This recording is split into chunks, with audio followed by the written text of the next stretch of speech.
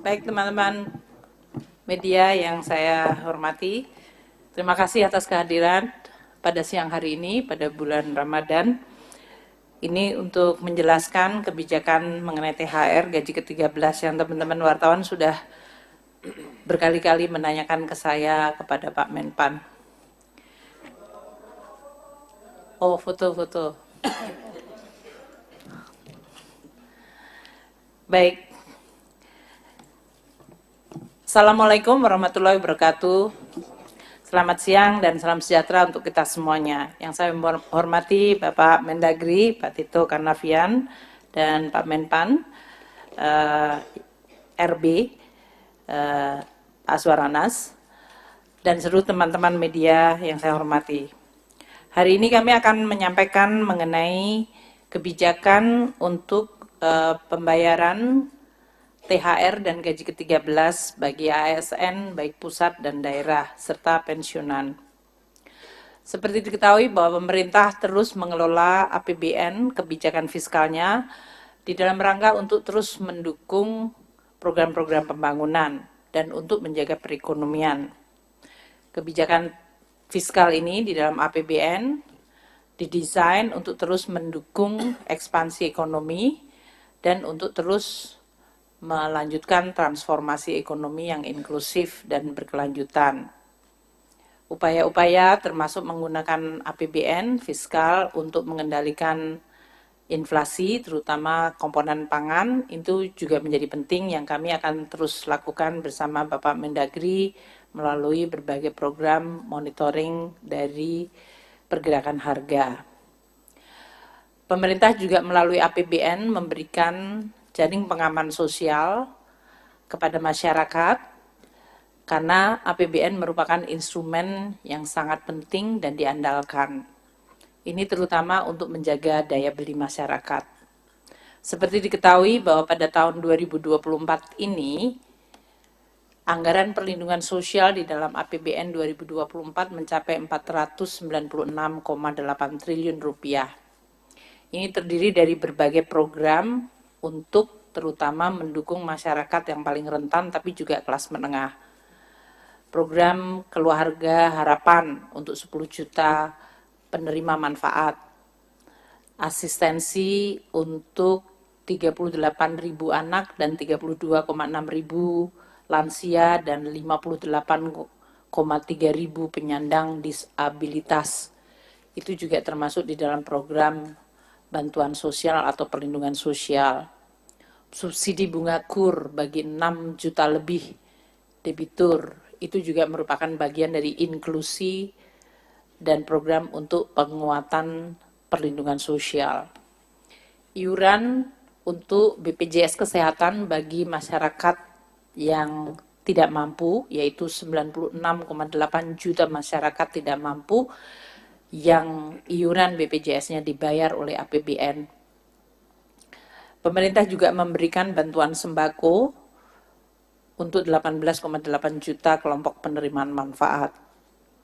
Program-program untuk mendukung masyarakat rentan, terutama anak-anaknya yang masih sekolah melalui program Indonesia Pintar bagi 20,8 juta siswa, program Kartu Indonesia Pintar bagi 1,1 juta mahasiswa yang kurang mampu, itu juga termasuk bagian dari perlindungan sosial. Di dalam perlindungan sosial ini termasuk sebetulnya adalah subsidi dalam bentuk BBM dan energi. Ini adalah yang juga dinikmati oleh kelompok menengah sebanyak 19,58 juta kiloliter. Dan dalam beberapa hal pemerintah memberikan bantuan langsung tunai terutama di tingkat desa untuk 2,96 juta kelompok penerima manfaat. Nah, khusus hari ini kita bicara mengenai tunjangan hari raya dan gaji ke-13. Mungkin untuk memberikan sedikit background pada teman-teman media supaya bisa membandingkan. Karena pada 3 tahun yang lalu kita dihadapkan pada syok yang sangat besar yaitu pandemi COVID. Tahun 2019, sebelum COVID terjadi, THR dan gaji ke-13 itu diberikan dalam bentuk gaji pokok, tunjangan keluarga, tunjangan jabatan umum, dan 100% tunjangan kinerja. Itu diberikan untuk tunjangan hari raya, jadi 1 additional plus gaji ke-13. Dengan demikian, ya masyarakat ASN sebetulnya dalam hal ini mendapatkan 15 kali gaji dalam setahun, yaitu 12 plus THR, 14 plus THR plus gaji ke-13. Tahun 2020, di mana terjadi shock yang luar biasa karena pandemi COVID, maka hampir seluruh anggaran itu dipotong kecuali untuk kesehatan dan bansos. Nah, salah satunya adalah kebijakan untuk THR dan gaji ke-13 tahun 2020 itu kemudian dikurangkan menjadi hanya gaji pokok, tunjangan keluarga, dan tunjangan jabatan umum. Tunjangan kinerja tidak diberikan, dan THR pada tahun 2020 itu hanya diberikan bagi para pekerja ASN pelaksana. Pejabat negara tidak mendapatkan, eselon 1 tidak mendapatkan, eselon 2 dan jabatan fungsional utama madya yang setara dengan eselon 1 dan eselon 2 itu tidak mendapatkan THR tahun 2020. Jadi yang diberikan adalah kepada pejabat eselon ketiga atau pelaksana, dan itu pun hanya gaji pokok, tunjangan keluarga, dan tunjangan jabatan umum. Tahun 2021, seiring dengan membaiknya kondisi ekonomi meskipun masih dalam pandemi, maka THR, tunjangan hari raya, dan gaji ke-13 agak dimodifikasi. Tahun 2021, gaji pokok, tunjangan melekat, yaitu tunjangan keluarga, tunjangan pangan, dan tunjangan jabatan umum, komponennya tetap sama, namun diberikan kepada seluruh, tidak hanya para pelaksana, tapi eselon 1, 2, eselon 3, jabatan fungsional utama dan madya, serta pejabat negara. Tahun 2022, di mana APBN mulai bisa kembali cukup membaik, maka THR dan gaji ke-13 ditingkatkan komponennya, yaitu gaji pokok, tunjangan melekat, yaitu tadi tunjangan keluarga dan tunjangan pangan, tunjangan umum atau jabatan plus 50% dari tukinnya diberikan.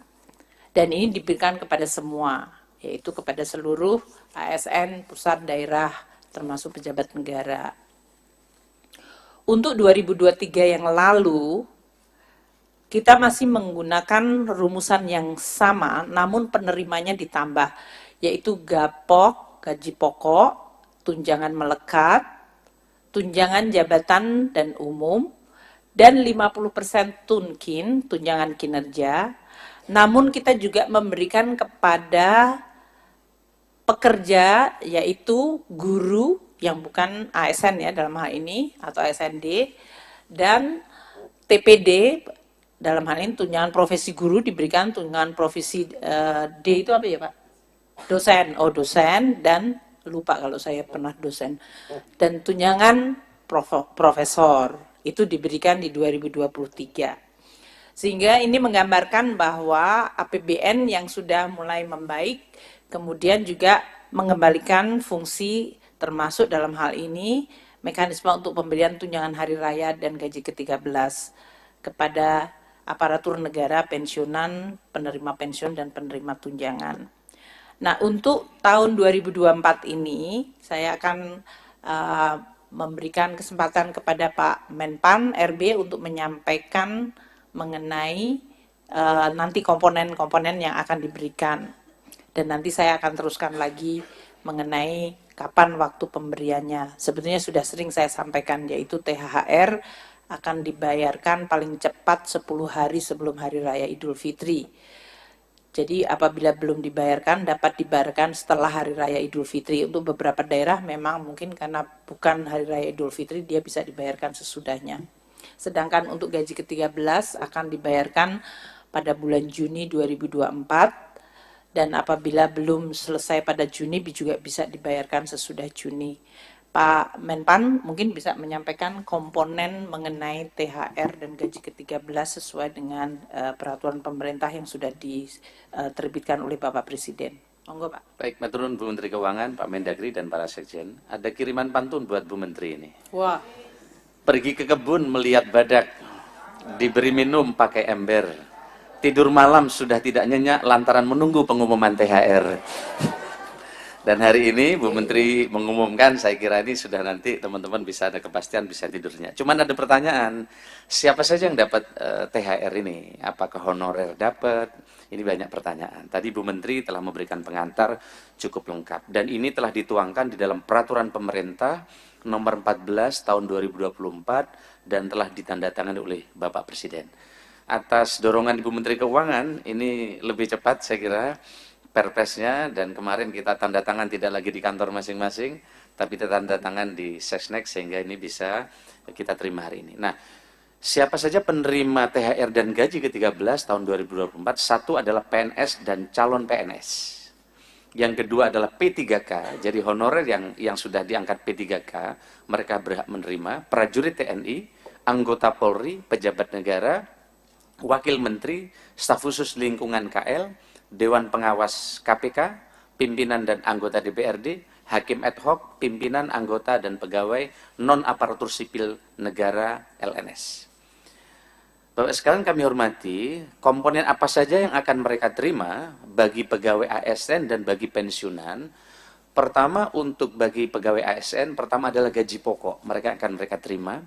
Yang kedua adalah tunjangan keluarga, tunjangan pangan, tunjangan jabatan atau tunjangan umum, kemudian 100% tunjangan kinerja bagi ASN di KL pemerintah pusat, setinggi-tingginya 100% tambahan penghasilan pegawai atau TPP bagi ASN di instansi daerah, tentu disesuaikan dengan kemampuan keuangan daerah. Tadi Pak Mendagri sudah nyampaikan di sebelum rapat ini. Yang berikutnya adalah untuk bagi pensiunan, penerima pensiun dan penerima tunjangan. Pertama adalah komponennya adalah pensiun pokok, tunjangan keluarga, tunjangan pangan, kemudian juga tambahan penghasilan pensiun. Kemudian bagi guru dan dosen, terdapat tunjangan profesi guru dan tunjangan profesi dosen sebesar 100%. Kami kira ini untuk melengkapi, yang lain tadi telah disampaikan oleh Bu Menteri Keuangan. Terima kasih. Terima kasih Pak Menpan RB. Selanjutnya saya akan beri kesempatan kepada Bapak Mendagri untuk menyampaikan mengenai ASN daerah. Bismillahirrahmanirrahim. Assalamualaikum warahmatullahi wabarakatuh. Terima kasih banyak Ibu Menteri Keuangan dan juga Pak Menpan RB. Rekan-rekan sekalian, kami langsung saja sudah mengetahui bahwa telah terbit peraturan pemerintah nomor 14 tahun 2024 tentang pemberian tunjangan hari raya dan gaji ke-13 kepada aparatur negara, pensiunan, penerima pensiunan, dan penerima tunjangan tahun 2024 yang terbit pada tanggal 13 Maret 2024. Pemerintah prinsip utama, filosofi pemerintah memberikan tunjangan hari raya gaji ke-13 ini dalam rangka sebagai wujud apresiasi dan penghargaan atas pengabdian, sekaligus juga untuk menjaga tingkat daya beli masyarakat melalui pembelajaran aparatur negara. Kita tahu bahwa untuk mengimbangi daya beli masyarakat adanya dinamika inflasi, saya nggak mengatakan naik ya, nggak terkendali cukup baik. Kemudian pemberian tunjangan ini ada yang bersumber dari APBN dan juga untuk daerah dari APBD. Pemerintah daerah memberikan tunjangan hari raya dan gaji ke-13 dari APBD tahun anggaran 2024 kepada aparatur negara yang bekerja pada instansi daerah, dan besaran tunjangan diterima sesuai dengan ketentuan regulasi yang berlaku, tapi tetap memperhatikan kemampuan kapasitas fiskal pemerintah daerah. Bagus banget. Kita tahu bahwa pemerintah daerah ini ada yang kuat fiskalnya, ditandai dengan PAD-nya yang besar ya, seperti di Banten, Jakarta. Tapi ada juga yang sedang PAD sama transfer pusatnya itu hampir imbang-imbang seperti Sumatera Utara. Ada juga yang lemah. Lemah itu artinya ngandelin transfer pusat saja. PAD-nya 5%, 6%. Banyak Indonesia bagian timur seperti itu. Demikian juga kabupaten kota. Terutama yang pemekaran-pemekaran banyak tergantung dari transfer pusat dari DAU, DBH. Kemudian dari data yang ada di Kemendagri, total belanja APBD provinsi kabupaten kota itu adalah seluruh Indonesia totalnya adalah 1.210,62 triliun. Ya. Dan kalau mungkin bisa ditampilkan, tampilkan ya. Kemudian total belanja pegawai pada APBD provinsi dan kabupaten kota itu lebih kurang 445 triliun. Jadi hampir sepertiganya. Itulah untuk gaji pegawai, 36,81%. Nah, ada lagi namanya belanja tambahan penghasilan pegawai. Kalau di pusat namanya Tunkin, di daerah namanya TPP, tambahan penghasilan pegawai. Juga dibebankan kepada APBD. Totalnya lah 96,4 triliun atau 7,96%. Nah, kemudian untuk tunjangan hari raya dan gaji ke-13 yang sumbernya dari APBD diperuntukkan satu kepada PNS dan calon PNS yang bekerja pada instansi daerah. Calon PNS ini maksudnya dia sudah diterima tapi masih menunggu proses untuk menjadi keluar SK PNS-nya. Udah lebih kurang waktunya setahun. Ya, mereka dinamakan namanya nomenklatur calon PNS. Nah, ini juga penerima. Kemudian P3K yang bekerja pada instansi daerah, gubernur, wakil gubernur, bupati, wakil wali kota, wakil bupati, wakil wali kota, kemudian pimpinan dan anggota DPRD, pimpinan badan layanan umum daerah, dan juga pegawai non-pegawai ASN yang bertugas pada instansi daerah yang menerapkan pola pengelolaan keuangan badan layanan umum daerah, BLU daerah. Kemudian apa saja komponennya? Ini masing-masing ada yang berbeda-beda. Nah, untuk PNS dan P3K, gaji pokok, kemudian tunjangan keluarga, tunjangan pangan, tunjangan jabatan atau tunjangan umum, dan tambahan penghasilan yang TPP tadi paling banyak sebesar diterima dalam 1 bulan bagi instansi pemerintah daerah yang memberikan tambahan penghasilan. Sekali lagi memperhatikan kemampuan kapasitas fiskal daerah dan sesuai dengan peraturan undangan. Juga disesuaikan dengan pangkat, jabatan, peringkat jabatan, kelas jabatan. Kemudian untuk guru yang gaji pokoknya bersumber dari APBD tidak menerima tambahan penghasilan dapat diberikan paling banyak sebesar tunjangan profesi guru atau paling banyak sebesar tambahan penghasilan guru aparatur sipil negara yang diterima dalam 1 bulan. Ini PNS P3K. Kemudian calon PNS menerima 80% dari gaji pokok PNS, tambah dengan tunjangan keluarga, tunjangan jabatan dan tunjangan umum, dan tambahan penghasilan paling banyak sebesar yang diterima dalam 1 bulan bagi instansi pemerintah daerah yang memberikan tambahan penghasilan dengan memperhatikan kemampuan kapasitas fiskal. Juga ketentuan peraturan yang berlaku, pangkat jabatan, peringkat jabatan, kelas jabatan. Kemudian untuk gubernur dan wakil gubernur, ini perasaan ada slide-nya sini. Ya nggak apa-apa. Kemudian untuk gubernur, wakil gubernur, bupati, wakil bupati, wali kota yang diberikan gaji pokok dan tunjangan keluarga dan tunjangan jabatan atau tunjangan umum sesuai dengan ketentuan peraturan undang-undang ya yang mengatur kedudukan keuangan kepala daerah dan wakil kepala daerah. Kemudian untuk pimpinan dan anggota DPRD paling banyak sebesar akumulasi dari uang representasi, tunjangan keluarga, dan tunjangan jabatan pimpinan dan anggota DPRD sesuai dengan ketentuan peraturan undang-undangan yang mengatur hak keuangan dan administrasi pimpinan dan anggota DPRD. Ini diatur juga dalam perda masing-masing. Ketentuan lebih lanjut mengenai teknis pemberian tunjangan hari raya dan gaji 13 bersumber dari anggaran pendapatan ini diatur sekali lagi dengan peraturan kepala daerah.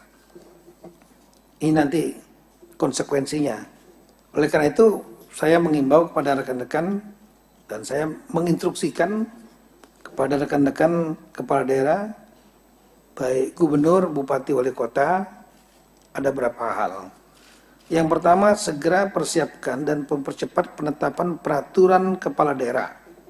Jadi cukup dengan perkada, tidak harus perda, yang mengatur teknis pemberian tunjangan hari raya dan gaji ke-13 sesuai dengan peraturan pemerintah nomor 14 tahun 2004, serta memperhatikan kemampuan kapasitas fiskal daerah dan tanpa melalui proses fasilitasi oleh Menteri Dalam Negeri atau gubernur, termasuk penjabat gubernur dan penjabat bupati wali kota, tanpa melalui persetujuan Menteri Dalam Negeri.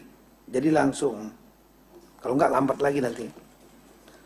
Kedua, melakukan pembayaran tunjangan hari raya paling cepat 10 hari kerja sebelum tanggal hari raya, yang dibayarkan didasarkan komponen penghasilan yang dibayar pada bulan Maret, yang dibayarkan pada bulan Maret tahun 2004. Dalam hal tunjangan hari raya belum dapat dibayarkan, THR dapat dibayarkan setelah tanggal hari raya dengan besaran komponen penghasilan yang dibayarkan pada bulan Maret tahun 2004 sebagai penentu kepastian komponen pembayaran THR dan bukan sebagai dasar penghitungan pembayaran. Ini mungkin agak ribet-ribet dikit nih, tapi nanti kita akan follow up nantinya. Saya sudah minta Sekjen, Dirjen Keuangan Daerah, nanti ada spesifik Zoom meeting dengan para sekda dan kepala BKAD, Badan Keuangan Aset Daerah. Kemudian melakukan pembayaran gaji ke-13 paling cepat pada bulan Juni tahun 2004. Dalam hal gaji ke-13 belum dapat dibayarkan, ini sama seperti Ibu Menteri Keuangan tadi, maka gaji ke-13 dapat dibayarkan setelah bulan Juni tahun 2004 dengan besaran komponen penghasilan yang dibayarkan pada bulan Mei tahun 2024 sebagai penentu kepastian komponen pembayaran tunjangan hari raya dan bukan sebagai dasar penghitungan pembayaran. Kemudian bagi daerah yang belum menyediakan alokasi anggaran atau alokasi anggaran tidak cukup tersedia untuk tunjangan hari raya dan gaji 13 dalam APBD 2024, maka Pemda segera menyediakan anggaran THR gaji 13 dimaksud dengan mengoptimalkan pemanfaatan belanja gaji dan tunjangan APBD 2024 atau melakukan pergeseran anggaran mendahului perubahan APBD 2024 yang bersumber, jadi perubahan ya, pergeseran anggaran mendahului perubahan yang bersumber dari sebagian alokasi belanja tidak terduga, kemudian penjaluan ulang kegiatan atau subkegiatan, atau memanfaatkan kas yang tersedia sesuai dengan perubahan perkada tentang penjabaran APBD 2004. Baru setelah itu dilaporkan kepada DPRD, pimpinan DPRD, untuk selanjutnya dianggarkan dalam perda yang mengatur perubahan APBD 2004. Atau ditampung dalam laporan realisasi anggaran bagi pemerintah daerah yang tidak melakukan perubahan sesuai dengan peraturan perundang-undangan. Nah, prinsipnya adalah bisa melakukan pergeseran anggaran, tapi tanpa, sekali lagi, cukup dengan perkada dan nanti memberitahukan kepada pimpinan DPRD, dan pimpinan DPRD nanti akan, saya kira nanti Zoom meetingnya juga kita ajak pimpinan DPRD nanti untuk kemudian ditetapkan dalam perda perubahan APBD 2024. Banyak sebetulnya yang bisa kami pernah menyusuri, mohon maaf rekan-rekan kepala daerah, ya, banyak hal sebetulnya yang bisa diefisiensikan. Perjalanan dinas, kemudian penguatan-penguatan yang macam-macam yang sebetulnya nggak perlu. Ya. Nah, ini dapat digeser dari untuk kepentingan ini, lagi untuk kepentingan karyawan sendiri ASN.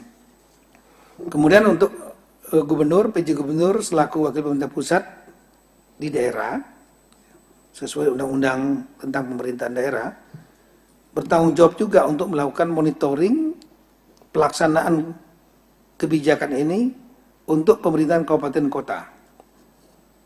Jadi rapatkan juga. Sekali lagi nanti kita akan rapatkan tingkat sekda dengan sekjen, teknisnya dan ada Dirjen Keuangan Daerah di sini dan rapat. Jadi nanti yang terbuka tanya jawab dengan teman-teman di daerah. Nanti tolong juga Pak Maurits, pimpinan DPRD-nya kita undang supaya nanti perdanya nggak tarik-menarik. Ya. Dan kemudian setelah itu kita minta nanti para gubernur melakukan rapat dengan bupati wali kota yang ada di daerah masing-masing, sehingga menjadi lebih jelas. Saya kira itu Ibu Menteri Keuangan, kami akan mengawal tidak lanjut dari kebijakan pemerintah ini untuk tingkat daerah. Sekian dan terima kasih. Assalamualaikum warahmatullahi wabarakatuh. Terima kasih Pak Mendagri dan Pak Menpan. Tolong slide dari Kemenku lagi yang slide 5 untuk memberikan kembali ya komponen tadi secara lebih lengkap. Tolong slide-nya dari Kemenku ya, halaman 5 langsung. Jadi tadi yang telah disampaikan oleh Pak Menpan maupun Pak Mendagri, ini adalah komponen pemberian THR dan gaji ke-13 ya. Komponen yang akan diberikan adalah gaji pokok, tunjangan jabatan /umum, tunjangan yang melekat pada gaji pokok itu adalah tunjangan keluarga dan tunjangan pangan.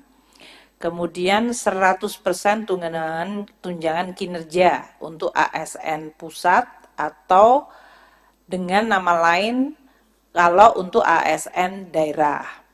Tadi yang disampaikan oleh Pak Mendagri dan Pak Menpan. Dan 100% untuk tunjangan profesi guru atau tunjangan profesi dosen, tunjangan kehormatan profesor, dan tambahan penghasilan guru, tamsil guru. Nah, komponen untuk pensiun dalam hal ini atau penerima pensiun untuk THR dan gaji ke-13 adalah pensiun pokok, tunjangan keluarga, tunjangan pangan, dan tambahan penghasilan.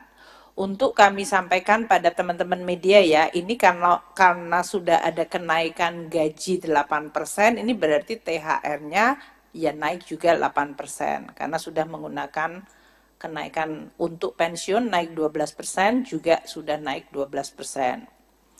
Tadi telah disampaikan bahwa pembayaran dari THR dan gaji ke-13 sesuai yang disampaikan oleh Pak Mendagri adalah paling cepat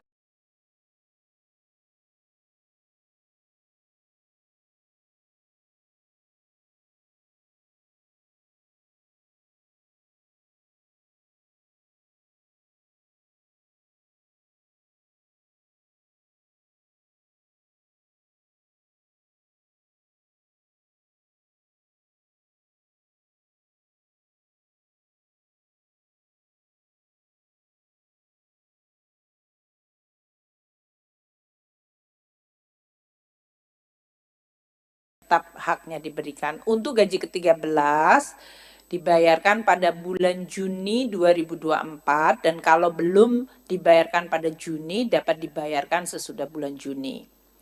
Nah, ketentuannya ini ya, THR dan G13, gaji ke-13 itu adalah menggunakan komponen penghasilan pada bulan Maret di 2024. Kalau untuk gaji ke-13, komponen penghasilannya adalah yang diterima bulan Mei. Jadi pamannya ada yang mereka naik pangkat pada bulan Maret dan pada bulan Maret mereka sudah naik tinggi, ya di situ yang dia mengikuti gaji yang terakhir pada bulan Maret untuk THR. Untuk gaji ke-13, apa yang diterima bulan Mei, itulah yang juga akan diterima sebagai gaji ke-13. Untuk THR gaji ke-13 ini tidak kena potongan iuran dan untuk PPh-nya ditanggung pemerintah dalam hal ini.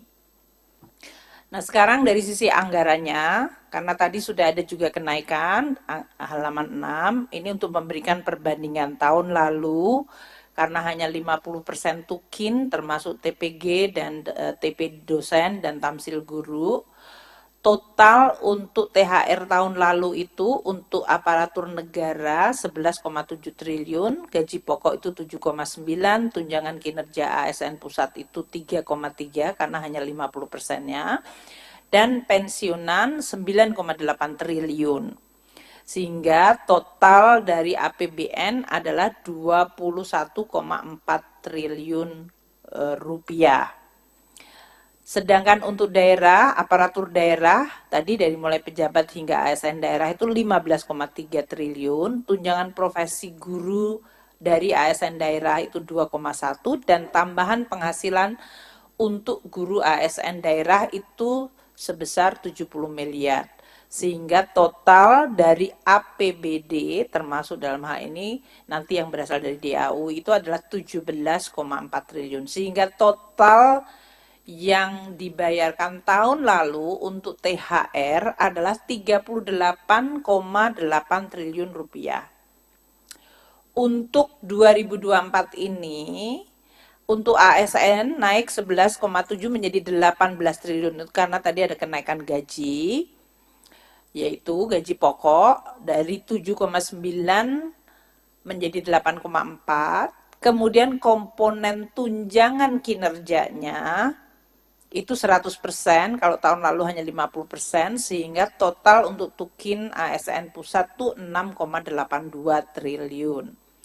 Dan untuk pensiunan, karena ada kenaikan pensiun tahun 2024 ini, maka ada kenaikan untuk THR-nya dari 9,8 tahun 2023 menjadi 11,65. Untuk, belum mas? Iya, iseng banget ini. Iya terus. Belum tabelnya, iya. Ya, terima kasih sudah kembali ke jalan yang benar. Untuk APBD yang 2024 tadi ya, untuk perbandingannya dibanding 2023, untuk aparatur daerah kalau tahun lalu 15,3 ini 16,7, tunjangan profesi gurunya dari 2,1 menjadi 2,3, dan tambahan penghasilan untuk guru ASN daerah dari 0,07 ke 0,04. Ini tadi untuk daerah itu tadi untuk tukin komponennya tergantung dari kapasitas fiskal daerah yang sampai disampaikan oleh Pak Mendagri. Sehingga total untuk APBD dalam THR adalah 19 triliun. Total keseluruhan pembayaran untuk THR pusat dan daerah akan mencapai 48,7 triliun yang akan dibayarkan dalam 2 minggu ke depan, mulai 2 minggu ke depan. Untuk gaji ke-13, komponennya dibandingkan tahun 2023 adalah pada slide ini. Totalnya 38,8 triliun sama tahun 2023. Tahun ini akan naik menjadi 50,8, di mana yang pusat naik dari 21,4 menjadi 29,7 triliun rupiah. Ini karena untuk tunjangan kinerjanya tadi 100% dan ada kenaikan gaji pokok terutama untuk ASN pusat dan daerah. Untuk yang daerah tadi dari 17,4 tahun lalu triliun rupiah menjadi 21,1 triliun rupiah. Sehingga total yang akan dibayarkan pada bulan Juni untuk gaji ke-13 dari APBN dan APBD adalah 50,8 triliun rupiah. Ini yang kita harapkan akan meningkatkan daya beli. Saya juga berharap untuk para ASN ya kalau menggunakan dan membelanjakan adalah untuk produk-produk dalam negeri untuk mendorong ekonomi lokal supaya ini benar-benar bermanfaat. Tadi telah disampaikan ya bahwa untuk THR, PN dan gaji ke-13 itu dalam hal ini komponennya dan siapa-siapa penerimanya sudah disampaikan oleh Pak Mendagri dan Pak Menpan, jadi saya tidak ulang kembali. Saya berharap ini nanti akan bisa betul-betul mendorong dan memperbaiki perekonomian melalui daya beli dari ASN, TNI, Polri, pensiunan. Lini masanya untuk halaman 10 langsung. Tanggal 13 Maret itu PP 14 sudah ditandatangani Bapak Presiden dan kemudian ditetapkan peraturan Menteri Keuangan untuk petunjuk teknisnya dalam rangka pembayaran THR dan gaji ke-13. Ini yang sedang kita proses hari ini. Tanggal 18 Maret akan dilakukan rekonsiliasi gaji untuk pembayaran THR oleh satuan-satuan kerja. Jadi Satker nanti yang akan membayarkan itu, mereka akan lihat berapa komponen gaji di dalam masing-masing Satker itu. Dan itu nanti akan direkonsiliasi. 19 Maret Satker tersebut mengajukan tagihan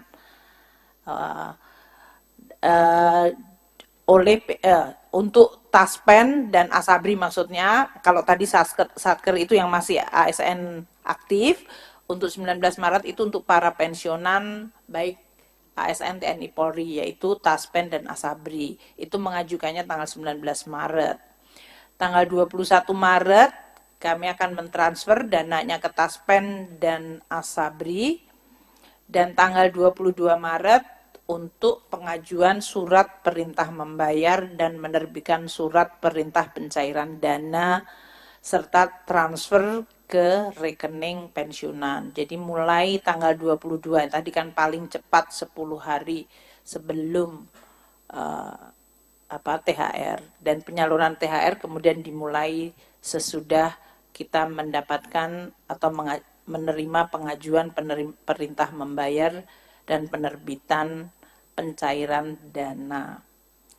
Ini adalah bagian dari pemerintah untuk menyampaikan juga terima kasih kepada para ASN, TNI, Polri yang selama ini telah bekerja untuk terus menjalankan program-program pemerintah dan menjalankan tugasnya melayani masyarakat. Saya berharap tentu dalam THR ini juga akan memberikan dorongan kepada perekonomian Indonesia. Saya ingin menekankan apa yang disampaikan Pak Mendagri sekali lagi, bahwa untuk APBD, pemerintah pusat juga sudah mentransfer DAU, dana alokasi umum, tahun 2024 itu dengan memperhitungkan akan adanya belanja pegawai daerah untuk THR dan gaji ke-13. Jadi dalam hal ini DAU-nya pemerintah daerah itu sudah dimasukkan komponen untuk pembayaran THR dan gaji ke-13. Di dalamnya, dalam hal ini alokasi DAU dan gaji dan tunjangan melekat ASND yang sebesar 250,8 triliun itu di situ sudah ada termasuk komponen untuk THR dan gaji ke-13, yaitu sebesar 35,3 triliun rupiah.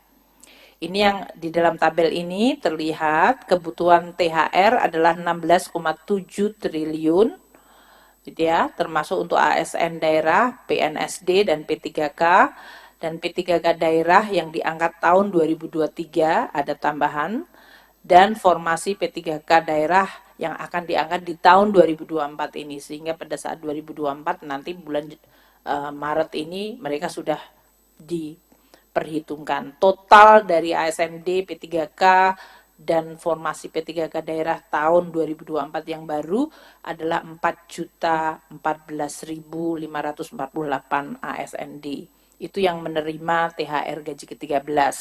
Tadi kebutuhan totalnya 16,7 triliun untuk THR dan gaji ke-13-nya 18,628 triliun rupiah. 18,628. Jadi total kebutuhan untuk THR dan gaji ke-13 di dalam APBD adalah 35,334 triliun.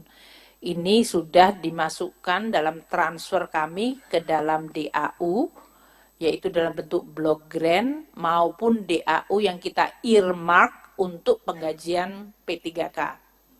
Sehingga tidak dipakai untuk yang lain. Jadi memang itu masuk di dalam komponen DAU.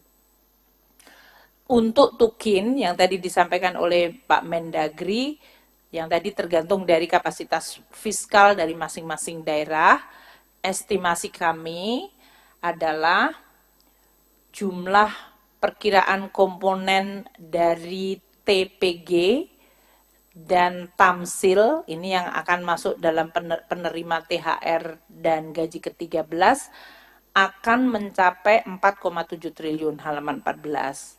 Ini adalah 2,3 triliun, 2,3 triliun untuk Nextnya lagi Mas, halamannya nggak sama dengan, ya 15. Jadi untuk THR-nya 2,319 triliun dan untuk gaji ke-13 2,44 triliun.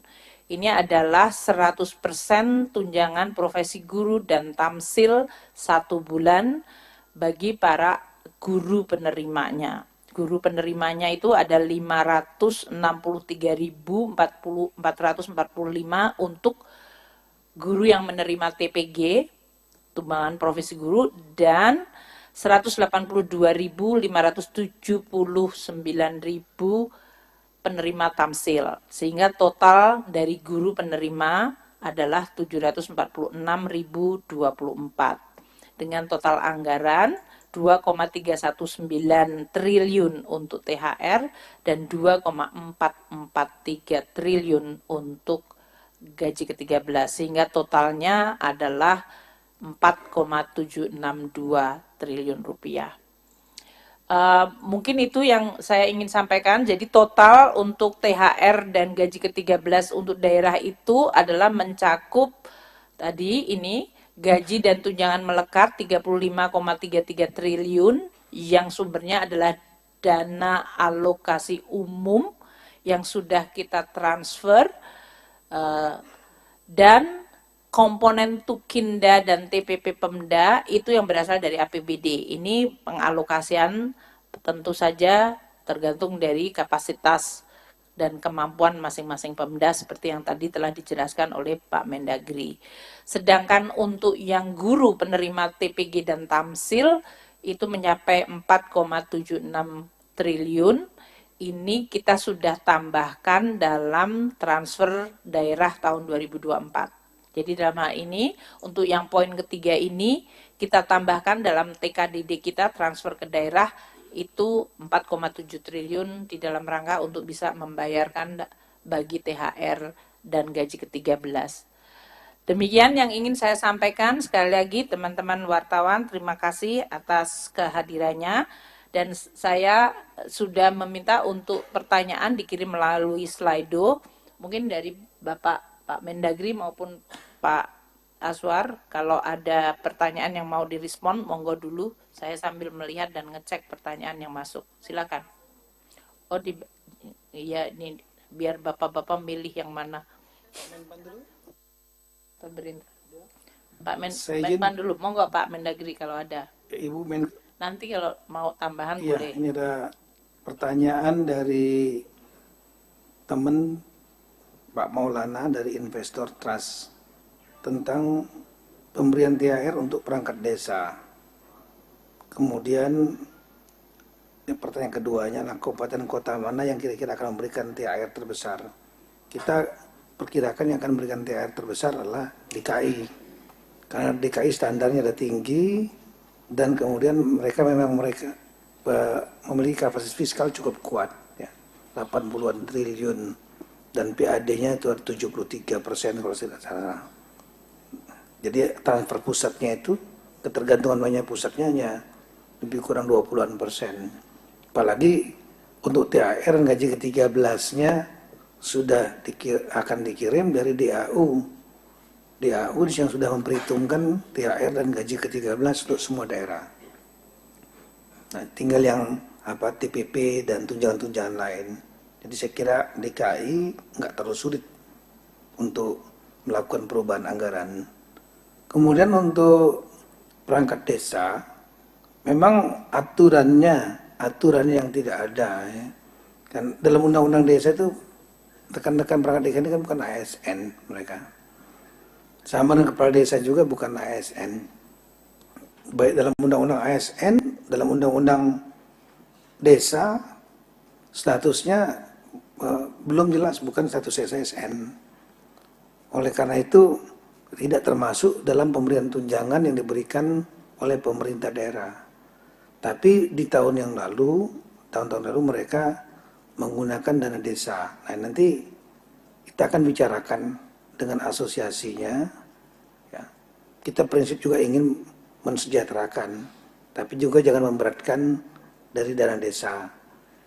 Kita hitung saja nanti jumlah umumnya itu kan gajinya perangkat dan kepala desa itu antara 2 jutaan lebih kurang. Jadi kalau seandainya ada 10 saja kepala desa dan perangkatnya, ya, itu lebih kurang 20 juta per desa kali 80.000 lebih desa, jadi lebih kurang hampir 1,6 triliun. Sedangkan alokasi yang dari pusat itu lebih kurang, dari Ibu Menteri Keuangan lebih kurang 70 triliun ya, untuk desa-desa. Nah, nanti kita akan bicarakan segera dengan asosiasi desa dan dengan menteri desa, atau mungkin Ibu ada pendapat lain. Ini kami hanya ngikutin dari tahun sebelumnya. Biasanya ada prinsip musyawarah seperti itu untuk memperkuat daya beli mereka juga yang di desa. Makasih. Pak Menpan, monggo. Ya, terima kasih. Ada pertanyaan sama dari Mas Maulana. Karena pas 100% tadi sudah disampaikan oleh Ibu Menteri, karena pertama kemampuan keuangan negara yang semakin baik. Yang kedua ini memberi penghargaan kepada aparatur sipil negara kita yang telah bekerja keras, memberikan pelayanan terbaik untuk rakyat. Yang ketiga, harapan kami sebagaimana disampaikan oleh Bapak Presiden untuk mendorong agar kinerja para ASN kita ke depan akan jauh lebih baik dibanding sebelumnya. Yang kedua, pertanyaan juga sama, apakah honorer dapat? Tadi kami sampaikan honorer tidak dapat kecuali yang sudah diangkat ke P3K.